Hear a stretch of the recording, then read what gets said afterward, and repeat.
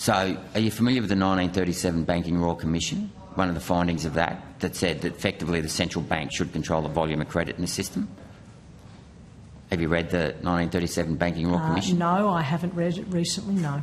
You haven't? No. Because that principle was overturned in 1985 and Paul Keating lifted all capital controls, and our domestic banks have subsequently gone offshore and borrowed money offshore without any regulation.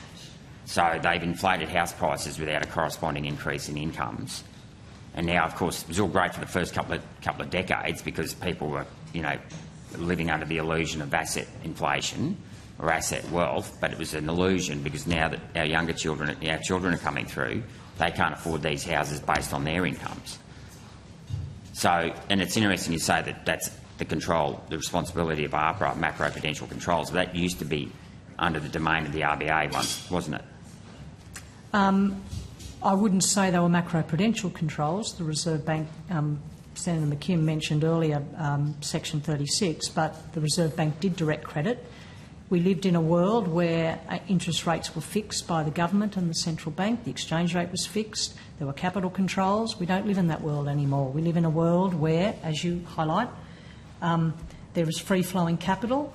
That ultimately is a benefit for us because it allows good investment opportunities in Australia to be financed. It allows capital to flow to the most productive uses. A lot of younger people would disagree with you. Just make sure that the Governor had finished her answer. Yeah.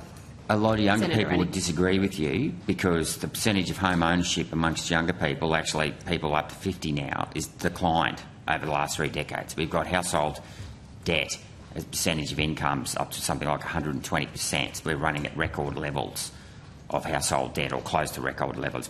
It's been topped out for a while, but it's still very high. I don't see how you can say, and we've sold a lot of our infrastructure offshore, so I don't see how, or offshore foreign interests have bought our infrastructure. I don't see how you can say we're better off when younger people cannot buy a house. I mean, I think the median price of a house in Sydney now is $1.6 million. How do you think that's better off? The point about housing, which is a separate point, is that, like all things, supply and demand is the critical point here. Exactly. So, totally agree with that. So the demand for housing and the supply of housing, demand for housing is higher than the supply of housing, and basically that's what's driving housing prices. So we've had this discussion before. It's also a key factor in the rents situation as well, supply and demand for rentable accommodation.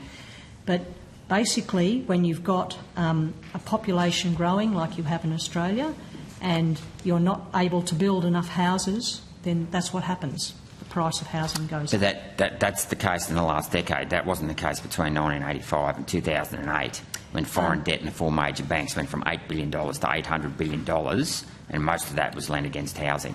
That house inflation was as a result of lax capital controls that inflated house prices. And the point earlier, prior to removing the restrictions on lending, was that a lot of people couldn't get a housing loan. So the problem was that people were credit constrained. So there was a lot of people in those days who really wanted to get a house but couldn't because the bank wouldn't lend them the money. So they had to save first. Now they basically can. So but the problem with the housing prices is the demand-supply issue. Right.